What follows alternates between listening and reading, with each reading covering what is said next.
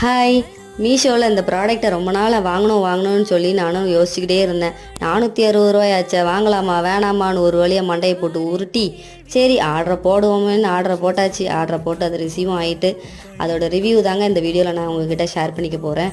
ஒரு நெக்லஸும் ஒரு இயரிங்ஸும் இருக்கிற மாதிரி ஒரு செட்டு ஒன்று ஆர்டர் பண்ணியிருந்தேன். பார்க்க அழகாக இருந்தது, ரொம்ப அழகாக இருந்தது. அதுக்கப்புறம் அதோட இயரிங்ஸ் தான் எனக்கு ரொம்ப பிடிச்சிருந்தது.